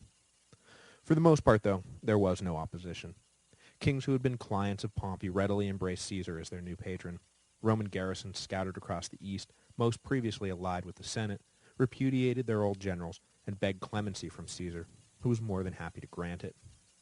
But it was not all easy going. Pharnaces II, the son of Rome's old enemy Mithridates, had returned to Pontus and thought it right that he should be king. But to stake his claim, he had been forced to battle with the Roman garrison stationed there to keep an eye on Caesar's interests in the region. The Roman garrison, distracted by a desire to make for Egypt to reinforce their embattled general, had not taken the fight seriously, and Pharnaces had beaten them soundly. Now, in the great game of power politics, Caesar might have let this go and worked out a deal with Pharnaces to recognize his sovereignty over Pontus in exchange for not making trouble. But upon his ascension to the throne, the new Pontic king had made a point to track down any Roman citizen he could find and castrate them.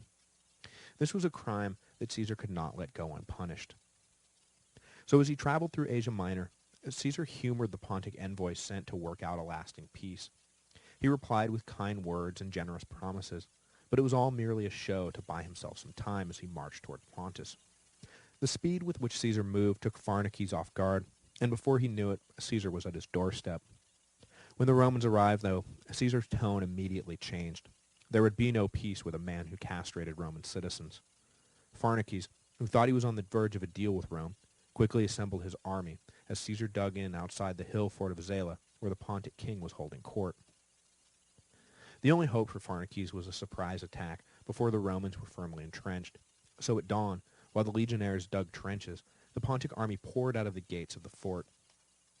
At first, Caesar could not believe that they were really attacking, but it was soon obvious that this was no bluff. Throwing aside their shovels, the Romans tried to assemble as the enemy army hit. In the din of battle, it took longer than usual for the legions to get their act together, but once some order was imposed on the battle, the Romans quickly gained the upper hand. The Pontic army was destroyed, and Caesar let his men sack the town. Writing to a friend in Rome, Caesar described the campaign in Pontus simply, "I came, I saw, I conquered." Caesar continued west through Greece without incident, and soon enough landed on the shores of Italy. There to greet him in Brundisium was Cicero, who had gone home after the defeat of Pharsalus, and was now ready to face whatever punishment Caesar had in mind for him. But Caesar, who had tried his whole career to win Cicero over to his side, merely embraced the old senator and asked him to join him on the final leg of his journey so they could catch up. Back in Rome, Caesar's first order of business was removing Mark Antony from power. While he had been on campaign in the East, Caesar had been appointed dictator by what was left of the Senate, and Antony had been made master of the horse. And legally, when the dictator is absent, the word of a master of the horse becomes law, and Antony had let absolute power corrupt him absolutely. While Caesar had refused to revive the horrifying prescriptions that had marked the reigns of Marius, Cinna, and Sulla, his chief lieutenant showed no such restraint, and terror had gripped the city while Antony lived a lavish life of drunken excess, casually murdering his real or imagined enemies. But the bloody, debauched reign of Antony did have a silver lining. It made Caesar look great by comparison. All he had to do to win the people's affection when he came home was remove Antony from office. After bringing a measure of peace to the strife-torn city, he set aside the mantle of dictator and was again elected consul. He kept Antony on the political sidelines, though, and instead chose as his colleague an amiable and completely loyal cavalry commander named Marcus Lepidus. Those of you who read ahead to the next chapter know that in a few years, Lepidus will form the third leg of the second triumvirate, along with Antony and Caesar's great-nephew and heir, Gaius Octavius, the future Caesar Augustus. Satisfied that the eastern provinces were pacified and the situation in Rome was under control, Caesar finally turned his attention to the problem in North Africa. But just as he was getting started on the initial planning of an invasion, Caesar dealt with revolt from an unexpected corner, his own troops.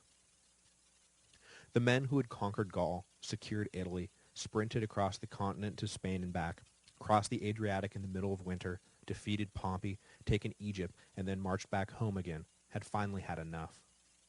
Their paychecks were chronically late, and promises of discharge and land grants were forever just one more campaign away. When word came that Caesar was planning to lead them all in an invasion of North Africa, they mutinied. Marching north from their camps in southern Italy, they planted themselves just outside the gates of Rome with a list of demands. Against the advice of his friends, Caesar rode out alone to meet them. Standing in front of the assembled legions, the men who had been his family for a decade or more, Caesar calmly asked them what he could do to make them happy. Their tough talk about demanding gold and land melted away, and they told Caesar all they desired was to be discharged from service. In response, Caesar dealt them a cruel blow. He granted their request. Telling them he would handle the matters of back pay and land grants when he returned from Africa, he turned to leave the camp, and in bidding goodbye, he addressed them now not as my fellow comrades, but as my fellow citizens. It was too much to take. The soldiers were utterly shamed. Were they really deserting their general on the eve of his final battle? Were they really going to force Caesar to meet his enemies with only raw recruits to protect him? And if he won, were they really going to let those recruits march back to Rome in triumph and be awarded honors that had been secured by their own hard work and sacrifice?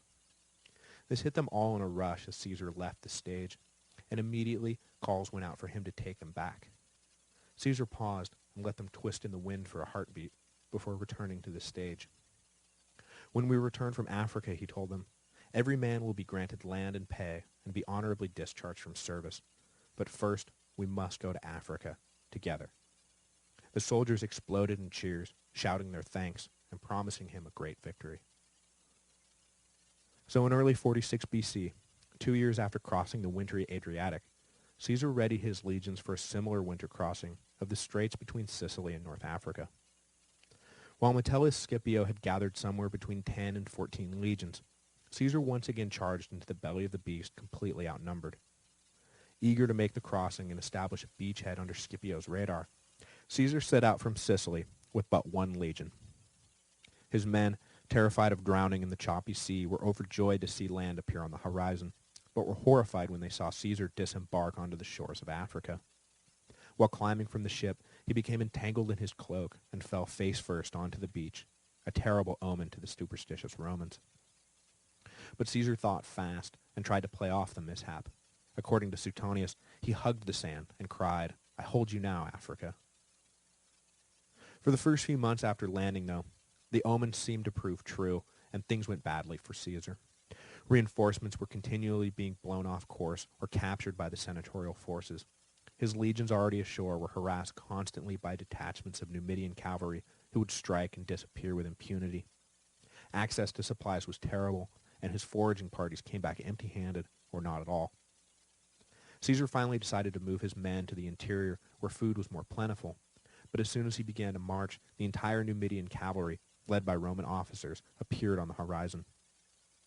Caesar was forced to slowly retreat after being encircled and mocked by his rival commanders, but the attacking Numidians were unable to break Caesar's lines, and he made it to the high ground where horses were more of a hindrance than a help. They staved off attack and the Numidians retreated, but huddled amongst the rocks, bloody, tired, and hungry, it was looking like Caesar should have heeded the omen and just gone back to Italy.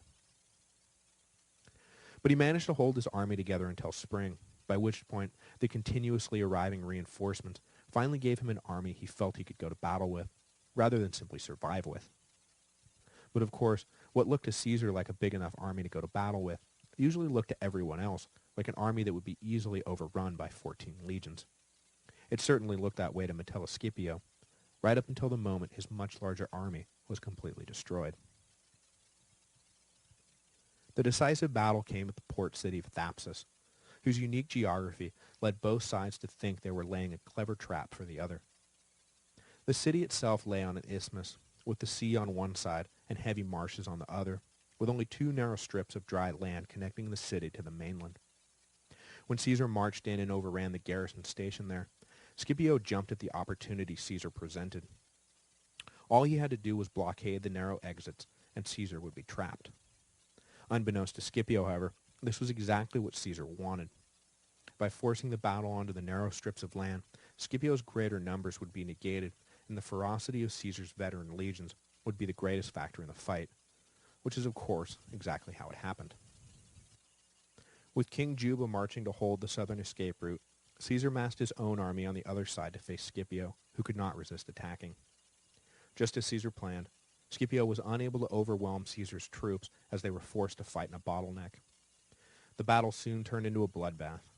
Caesar's troops, believing that this was the really real last battle of the Civil War, were ferocious, and soon some 10,000 of Scipio's infantry lay dead, and his army was shattered.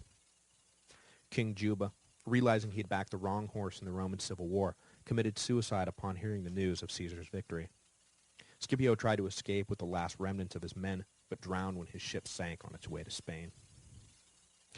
In Utica, the capital of the Roman province of Africa where all of this action was taking place, Cato received the news with characteristic stoicism.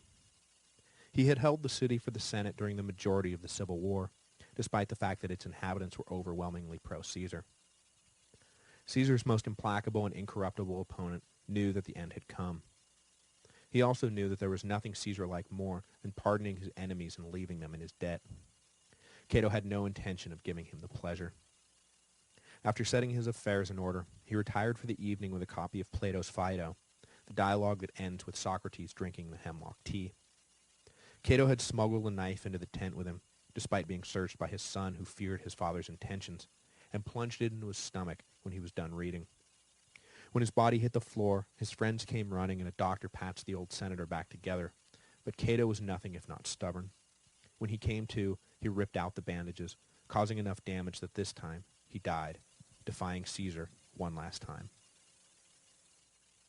After making sure he had nothing left to fear in Africa, Caesar returned to Italy in the summer of 46 BC and made his triumphal entrance into Rome. For all he had accomplished and all the battles he had won, Caesar had yet to celebrate an official triumph. He had thrown away his one opportunity years before when he chose to run for consul instead, a bold move at the time as triumphs were usually once-in-a-lifetime events for a Roman general.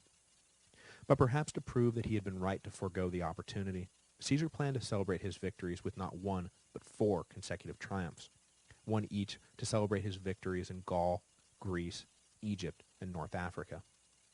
Coinciding with these great marches, Caesar threw lavish banquets and gladiatorial games. The wars were finally over. It was time to celebrate. The masses of Rome praised Caesar to the hilt and jumped headlong into his running party. They cheered as he hauled Vercingetorix out of the cell he had been languishing in and had him strangled. They laughed at giant depictions of all the foreign enemies he had beaten and marveled at the exotic creatures he put on display. But in the 4th and final triumph, Caesar finally made a mistake and pushed things too far. While the Romans had no problem cheering his victory over Egyptian eunuchs, when the floats bearing the images of dying Cato and fleeing Metellus Scipio came down the street, the mood of the masses changed. No one actually liked Cato, but should they really be reveling in the suicide of the great statesman? It made them think about who they were celebrating and what they were celebrating. Stability was wonderful and everyone was glad the Civil War was over. But what now? With Cato dead, was there anyone left to defend the Republic? Was there even a Republic left to defend? Caesar was surprised at the reaction. All he had done was dislodge the corrupt oligarchs who had sat parasitically on the top of the Roman political economy. The people ought to be offering toast after toast to the death of Cato. But here they were mourning him. It didn't make any sense. Caesar chose not to dwell on it. He had work to do. But the seeds of disenchantment had been planted. As I mentioned a few episodes ago, if the governing apparatus of the state was to fall into the hands of a single man, Rome could have done a lot worse than Julius Caesar. And as we will see down the line, Rome eventually does do quite a bit worse than Julius Caesar. While the Mark Antonys of the world see absolute power as a vehicle for personal indulgence, the Julius Caesars of the world see absolute power as a vehicle for total reform. Caesar saw in the old republican system a laundry list of injustices, irrationalities, and inefficiencies that did unnecessary harm to the people and the empire. He brought with him to power an ambitious agenda designed to right the ship of state. But where Sulla had attempted a similar righting of the ship by turning to the past, Caesar's eye was firmly on the future. The Republic was dead, and the outmoded ways it did business ought to die with it. If Rome was to rule what it had conquered, it needed a system-wide overhaul. The first thing on his agenda was a proper census. Since the start of the Civil War 3 years earlier, there had been massive upheavals in the population and economy. Families had moved, fled, had their property seized, moved back, resettled elsewhere, or been consumed by the violence and anarchy. No one had any real idea how many people actually lived in Rome, nor really who owned what anymore. Caesar sent agents from house to house to count every man, woman, and child and determine their citizenship status and income. The immediate issue was Caesar's suspicion that the free grain dole was being abused by non-citizen foreign residents and by citizens whose property disqualified them from state charity. When the numbers came back, they showed that while some 320,000 had been receiving grain allotments, only 150,000 actually qualified. So Caesar halved the free grain supply, instantly saving the state a huge quantity of money. And he was just getting started. Also contained within the census numbers, which showed a total population of some 900,000, Caesar also discovered that Rome had become economically unbalanced. There were a ton of poor laborers and a few rich nobles, but the middle class was badly underrepresented. So he instituted a dual policy to solve the problem. On the one hand, he offered citizenship to any foreign professionals who migrated to the city, while on the other hand, he set up a colonization program offering land to citizens who moved out to the provinces. Over the next few years, some 80,000 members of the urban poor took Caesar up on his offer and moved out of the city, while teachers and doctors from across the empire resettled in the capital. It was a win-win-win for everyone. Skilled professionals received citizenship, poor workers moved out of the slums and onto small farms, and Rome itself became more prosperous. At the same time, Caesar took care of his loyal soldiers and lived up to his promise to release them and grant them back pay and land. As much as he loved them, though, he made sure to scatter the veteran settlements across the whole of the empire. There is nothing more dangerous than congregating veterans. Eventually, they get ideas. He also followed through on one of the promises he had made to his foreign allies while he traveled the empire during the wars. that if he won, Roman citizenship would be the prize of victory. Caesar had always seen restrictions on citizenship as a great hindrance to the empire, benefiting only the nobles who jealously hoarded power. Having already granted citizenship to the population of his old province of Cisalpine Gaul during the early stages of the war, Caesar liberally granted citizenship to his allies and men he hoped to become his allies across the multinational empire. Not only did it bind the men personally to Caesar, but in the future it would bind their families to Rome. Citizenship in the empire meant that potentially seditious elements in Syria or Spain or Greece would now see their interests aligned with Rome's. Caesar had the vision to see that the empire would not survive if it remained simply a Roman empire. It must embrace its growing multi-ethnic character, or it would inevitably fracture. To this end, he also expanded the ranks of the depleted Senate to some 1,000 members, and to the horror of old conservatives, welcomed into the august body important, read, loyal to Caesar, men from across the empire, regardless of their national origins. After taking care of all of these human questions, enfranchisement, grain doles, colonization, Caesar turned to the physical infrastructure of the empire. The city had been crumbling, and as in the case of the old Senate House, been deliberately destroyed in the chaos of the previous few years. Caesar initiated a slew of public works projects, rebuilding and expanding the neglected city. But he had his eye not just on Rome itself. Caesar personally drew up plans for an expanded and rationalized harbor at the poorly conceived but vitally important port of Ostia. He also initiated a program to drain the swamps around Italy, which he saw as little more than factories for malaria. The modernization program was bold and far-reaching, but perhaps his boldest and farthest-reaching program was to reimagine the nature of time itself. Since its inception, Rome had operated on a lunar calendar. To handle the lag between the 355-day lunar year and the 365-day solar year, the high priests were forever inserting holy days to keep the months and years aligned. But in the chaos of the war years, the calendar had been neglected and things were completely out of whack. Caesar decided to prevent this from ever happening again by officially moving Rome onto a solar calendar. Using a Greek astronomer's calculations, he declared a 12-month, 365-day year with a leap day scheduled every 4 years. Sound familiar? The Julian calendar would remain in effect in the West until the 1500s, when it was tweaked by Pope Gregory to reflect the subtle drift of the equinoxes over the centuries. But in substance, we live today in the calendar that Julius Caesar declared unilaterally in 46 BC. The month of July, Julii, should tell us everything we need to know about the impact of Caesar's vision. There is little doubt that Caesar's reforms had a net positive impact on the empire, and coupled with the subsequent overhauls initiated by Augustus, his policies set the stage for another 5 centuries of Roman dominance over the Mediterranean basin. But there was still the little matter of how all of these necessary reforms were being executed.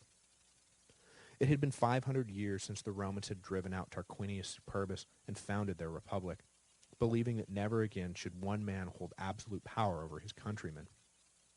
On what authority was Caesar really acting? What were his real intentions? When the crowds in the street hailed him as Rex Caesar, and he casually waved them off, was he waving off their attempts to crown him, or waving off their attempts to crown him as simply premature? Next week,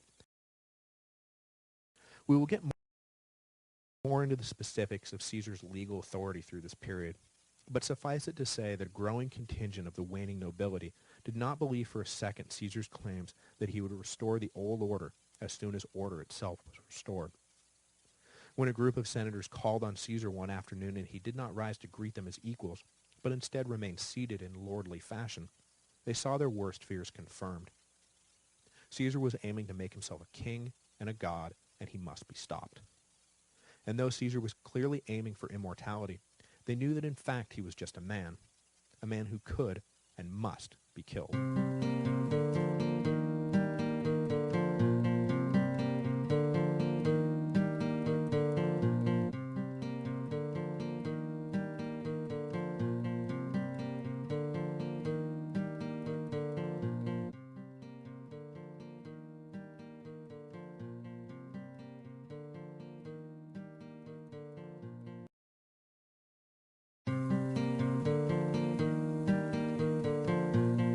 Hello, and welcome to the History of Rome.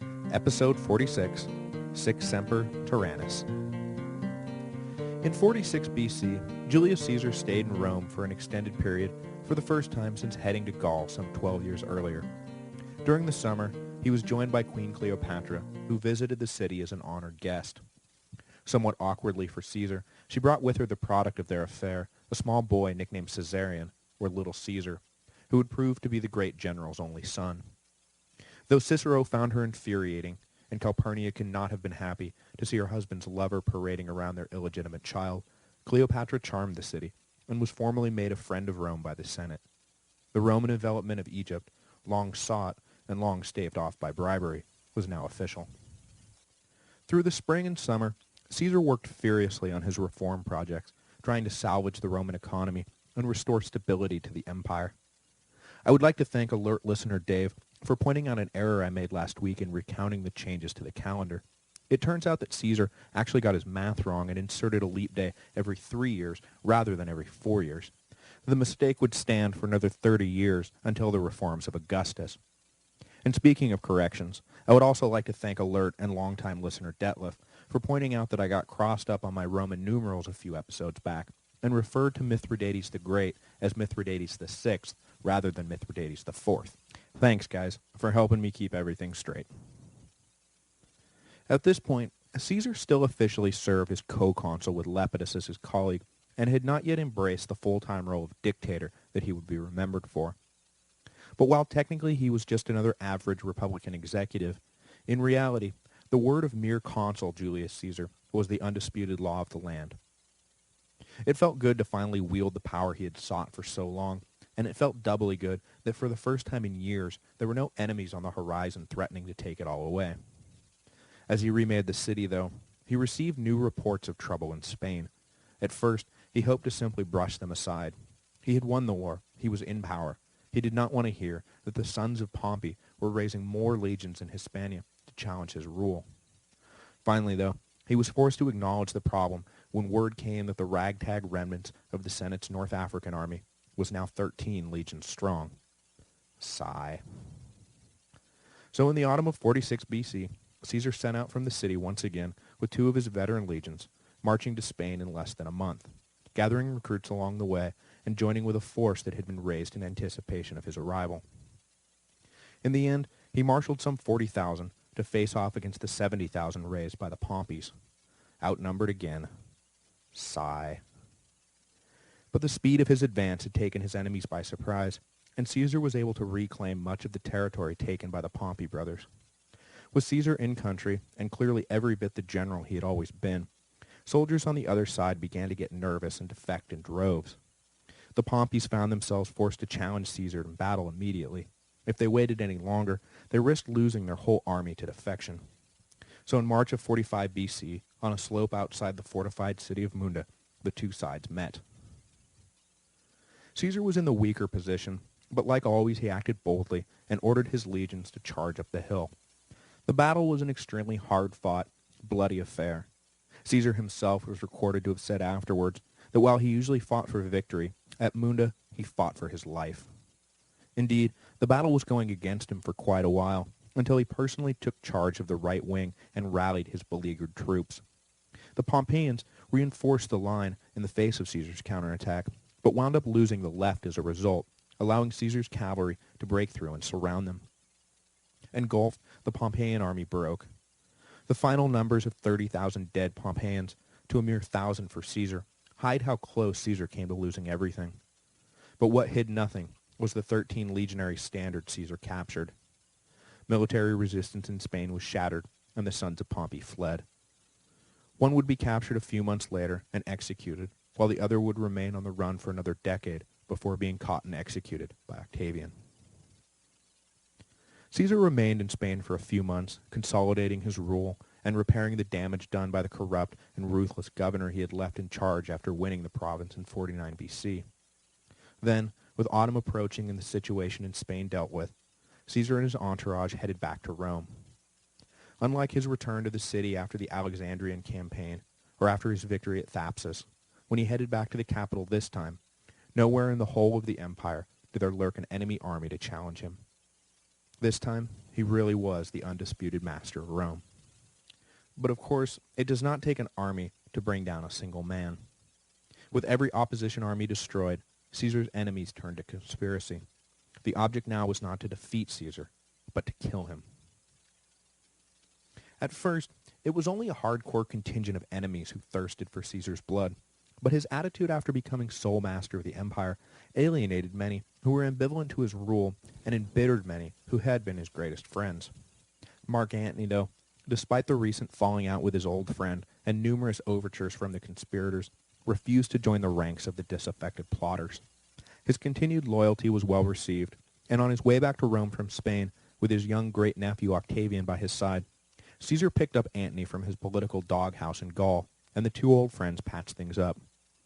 But while Antony's support never wavered, a man in whom Caesar's support for never wavered, Marcus Brutus, would soon find himself at the forefront of the plot to kill his would-be father figure.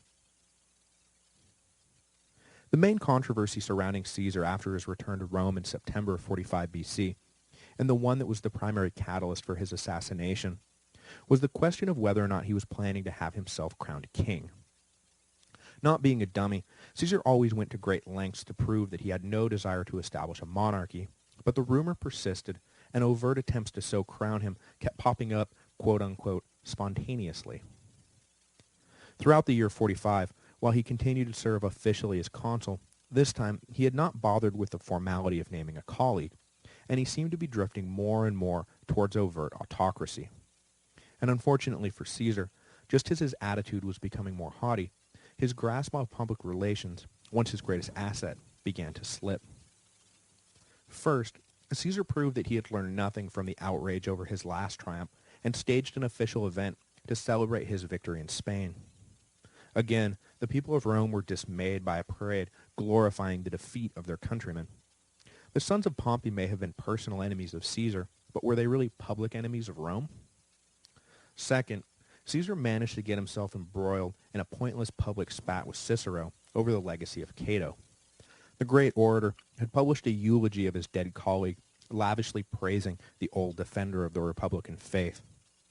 Caesar flew into a rage, and against all good sense, wrote a scathing reply called the Anti-Cato, in which he lobbed every smear he could think of against his old rival. Cicero was taken aback by the fury of Caesar's reaction, but delighted in how unhinged the attack seemed. Cato may have been a lot of things, but a drunken miser who pimped his wife was not among them, though the latter charge, through some tortured logic, had some basis in truth. Cato had divorced his wife so she could marry another, richer man, and then, when the new husband died, remarried her and reaped the rewards of her inheritance. The people of Rome, though, did not see what Caesar wanted them to see about Cato. They focused instead on his petulant hysterics, a side of Caesar they had never seen before and did not like. His enemies could not print copies of the Anti-Cato fast enough. In the midst of these public offenses, little things kept popping up that renewed fears of Caesar's monarchical ambitions, and despite his protests, he certainly began to act the part of king. He secured the right to wear his triumphal regalia at public games, which may have seemed like no big deal, but the triumphal regalia was purple, just like the royal robes of old. Add to this the golden throne he had installed in the Senate House to sit in, and a pattern started to emerge. To top things off, he ordered that a statue of himself be carried along with the procession of gods that would make its way through the city on holy days. So not only was he planning to make himself king, but he was already claiming to be a god. One morning, the citizens of Rome awoke to find that someone had placed a crown on a public statue of Caesar during the night. Two tribunes, vocal opponents of Caesar, ordered that the crown be removed and made a great fuss about the outrage. And not long after this incident, while he made his way through town, Caesar was hailed as king by a man in the crowd. The same two tribunes had the man hauled off to stand trial, but Caesar ordered the man freed, and instead turned his wrath against the two agitating tribunes, stripping them of their property and forcing them to resign from office. What remains a mystery is whether Caesar himself planted first the crown and then the man in the crowd as trial balloons, or whether the two tribunes, hoping to score political points, engineered both events, or whether one was engineered by one side and the other by the other, or whether they were both just signs of organic public support for a King Caesar. Whoever had done what, though, talk of monarchy was in the air. For many who would take part in the assassination plot, though, the last straw was when a group of senators came to bestow upon Caesar a long list of new honors, father of the fatherland, imperator, that sort of thing, and Caesar had failed to rise to greet them. There are conflicting reports about whether Caesar was sick at the time and the whole incident was blown out of proportion by his enemies, or whether he simply miscalculated the depths of the Senate's new subservience. But regardless, the story got out and the rumor mill was fed. Caesar downplayed all this kingly talk, but continued to consolidate power at the same time. He stepped down from the consulship in October and placed 2 loyal politicians in the office, bypassing both the Senate and public elections. But his successors were just placeholders. Next, he had the Senate formally appoint him dictator, but unlike his previous flirtations with the office, this time he would not be stepping down anytime soon. He was granted a sequence of 10 consecutive one-year terms as dictator. But even this proved not to be enough, and in early 44 BC, he cast aside the expiration date and had himself named dictator in perpetuity, dictator for life. He may not be a king, but it was in name only. And even the in name only part seemed destined to be cast aside, as Caesar had a priest announce a contrived prophecy that only a king could conquer the Parthian Empire. And everyone knew that Caesar was planning, with the full support of the Roman people, to launch a war with Parthia to revenge the losses of Crassus. So if they wanted the mission to succeed, well, you heard the prophecy. But the movement to make Caesar a king seems to have died in February of 44 BC, during a rather strange, it was even considered strange by Roman standards, religious festival that involved men running through the streets naked. Mark Antony produced a laurel crown, announcing that the people had asked him to offer it to Caesar. But the reception from those same people seemed to indicate that they felt exactly the opposite. Roman crowds cheered when they approved of something and were silent when they did not. When Antony offered the crown, you could have heard a pin drop. Caesar immediately read the crowd's reaction and used the opportunity not to crown himself monarch as he may have planned, but to declare forcefully that Jupiter alone was the king of Rome. At this, the crowd exploded in cheers. They may accept autocracy, but they would never accept monarchy. Whether or not it was Caesar's plan all along to win support of the masses by engineering a very public rebuke of monarchy, it was clear that a king would not be conquering Parthia anytime soon. It was a good thing for Caesar that the prophecy was a complete fabrication. The last months of Caesar's life were consumed with this planned invasion of Parthia. He had already moved 16 legions and 10,000 cavalry across the Adriatic, and was preparing to launch his campaign in April of 44 BC. What Caesar had in mind seemed crazy for a man nearing the age of retirement, but his self-confidence was unwavering, and he dreamed of nothing less than the greatest series of conquests in Roman history, conquests to rival Alexander himself. Caesar planned to invade Parthia via Armenia, and after defeating the Parthians, which he took to be a foregone conclusion based off of what he had seen of their armies while passing through the east, he would march north through the Caucasus, pacifying the fierce nomadic tribes of the steppes, and then follow the Danube River back into Europe, capping off his run by conquering Germania. His plan, in short, was to return to Italy the greatest Roman who had ever lived. If only he had lived. Caesar's enemies realized that time was running out for them to do something. It could be years before he was back in Rome, and if he managed to accomplish half of what he was setting out to do, there would be no stopping him upon his return. The people would beg Caesar to be their king. The Republic would be destroyed forever. The time to act was now. In the months since Caesar's victory in Spain, the list of conspirators had grown to some 60 names. Some, like Cassius, were on board because they had been Caesar's enemies from the start. Others, like Gaius Trebianus, had been with Caesar from the time of the Gallic Wars, but felt sidelined in his new regime. In his zeal to embrace his enemies, Caesar had pushed aside the friends who had got him to where he was. To men like Trebianus, Caesar was no longer a vehicle for their own personal ambition, but rather an obstacle in its path. Finally, there were men like Marcus Brutus, the tortured Judas of the Ides of March, who seems to have simply been a Republican idealist pushed into the plot by domineering friends. They reminded him constantly of his ancestor Marcus Junius Brutus, who had led the revolution against the Tarquins and sworn the Romans to their sacred oath of opposing monarchy forever. Every night, on a statue of that Brutus, graffiti would appear, asking if the Brutus name was dead. Though he loved Caesar personally, Brutus finally caved to the pressure and agreed to join the plot and exploit the fact that he was the last person Caesar would suspect of treachery.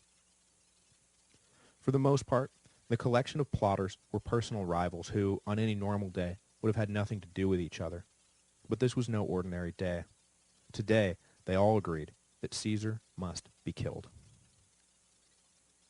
Numerous assassination scenarios were hashed out, but the conspirators finally settled on a meeting of the Senate as the right time and place. Only senators would be allowed into Pompey's theater, which is where the body had temporarily moved to, leaving Caesar without the protection of his bodyguards. Formal senatorial togas would also allow the assassins to easily conceal their daggers, the agreed-upon murder weapon. The plan was simple: lure Caesar into the Senate, surround him, and then stab him to death. With Caesar planning to leave Rome in just a few days, the conspirators also set a date, the 15th of March. Being the midpoint of the month, the 15th was also known by the name we are all familiar with today, the Ides of March. Caesar awoke on the morning of the 15th and tried to go about his business as usual. There were final preparations to sort out before he left for the East, and the Senate had been called into the session that day so that he could review some new petition. Caesar had been warned previously by a soothsayer to be on guard on the Ides of March, and he was further troubled by the fevered nightmares of his wife Calpurnia, who had dreamed just that night of his death. His wife and friends begged him to listen to the ill omens that surrounded the day and stay home, and while Caesar considered the option, he was convinced by his old surrogate son Brutus that to ignore the Senate's request for his presence would be seen as a great insult. They were already assembled and awaiting his appearance. To simply blow them off would be the height of bad manners, and feed royal rumors. Caesar was convinced. He would go and humor the old men one last time before leaving for the simple comforts of his military tent. The worst he was likely to suffer listening to whatever overwrought petition the Senate had deemed worthy of his attention was acute boredom. The petition, of course, was a fake, entered for public consideration by the plotting senators to lure their prey into a trap. Caesar made his way through the streets, carefully led by Brutus. Mark Antony had learned the night before that some plot was afoot, though he did not know the details of the plan, and hurried to try and warn Caesar. But Brutus carefully steered the dictator in through a back door. Antony was unable to reach him through the crowd. Caesar took his place at the front of the chamber and requested the petition. The senator who brought the scroll forward handed it over, but as he did so, he grabbed at Caesar's toga. Caesar was shocked by the move and exclaimed, "Why, this is violence."